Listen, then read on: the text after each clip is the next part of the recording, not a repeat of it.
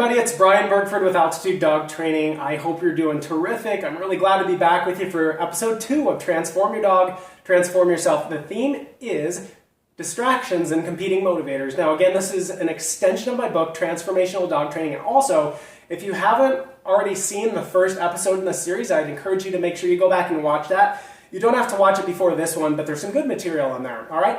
Also, make sure you subscribe to our YouTube channel and our e-newsletter because you want to be the first ones to know about when new content is released. So you can do that by going to altitudedogtraining.com, go to the Contact Us page, and then click on the subscribe button. Okay, so let's dive right in because we all want our dogs to listen to us. And not just in the living room, right? We want them to do it when it counts, when we're out in public, etc. And so let's start off by taking a quick look at some dogs that are doing this really well. This first dog's name is Kensington, and he used to be incredibly leash reactive toward people. He would lunge and try and bite them, dogs too. And so he doesn't have to maintain any particular position here.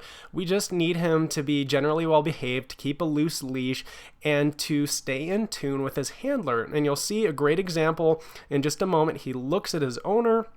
He gets rewarded for that, and we just really need him to be safe in social situations and to maintain a relaxed demeanor, and this is a great example of that right here. Now, this next dog, her name is Bear. This is actually during a group training class where we're doing an Easter egg hunt and just having some fun games intermixed with the obedience exercises, but she's doing a great job holding position while there's a bunch of other stuff going on.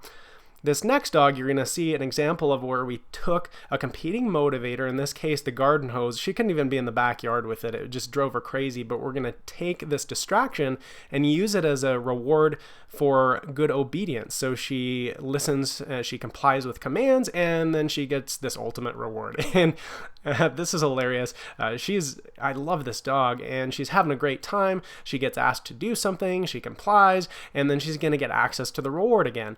So it's an unconventional way to do it, but it's very effective. And I just love that last video with Ani. She's a wonderful dog, had a ton of fun with her. But listen, here's the point.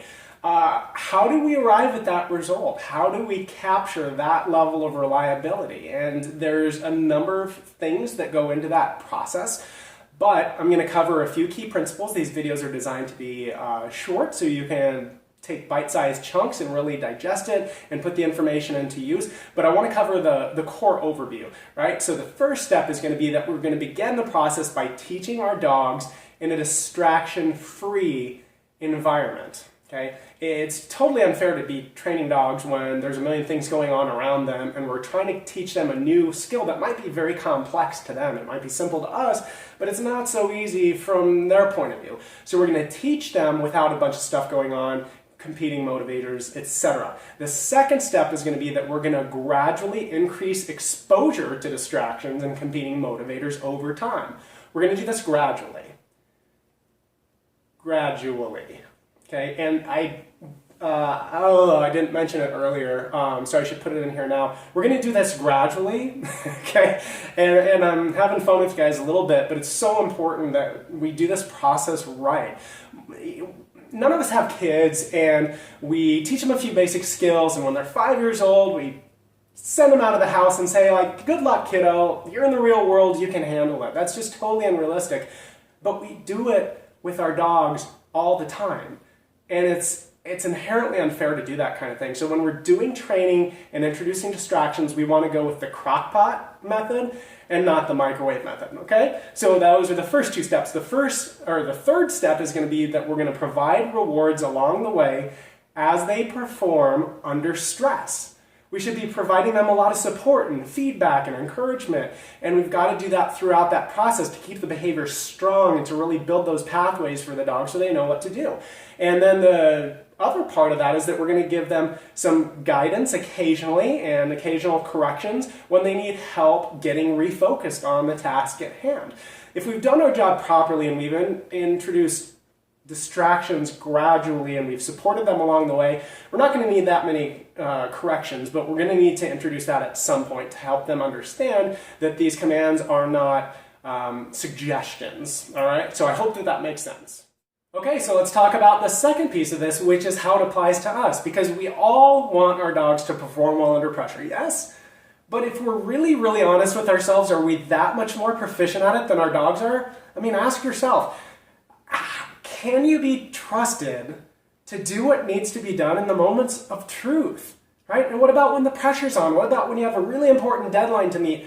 What about when there's a million things going on around you competing for your attention, distractions like crazy? What about when everything is falling apart, okay? And I was asking myself this question. I know you guys must feel like this too. It's like I want my dogs to do well, and I want to be proud of them. Even when there's distractions, I want them to do what they've been trained to do and to be like, yes, like that's my boy, that's my girl, right? And I was asking myself, would my creator be proud of the way that I behave when things aren't exactly going perfect? And also, am I holding my dogs to a higher standard than I'm even holding myself? And if so, there's something wrong with that picture. And so how do we cultivate this ability to perform well under pressure? Well, there's 3 steps I'm going to give you guys real quick. The first one is to create a clear, compelling vision for your future.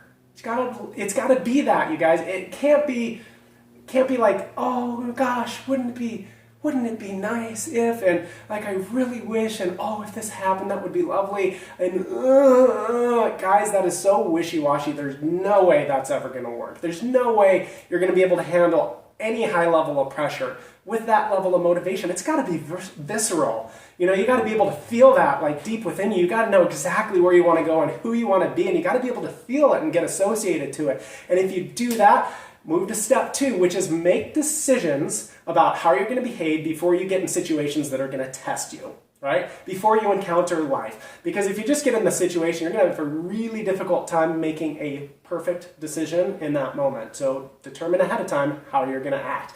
And the third one is that little things really matter. Little things matter, okay? He who is faithful with little is also faithful with much. It's a habit, you guys.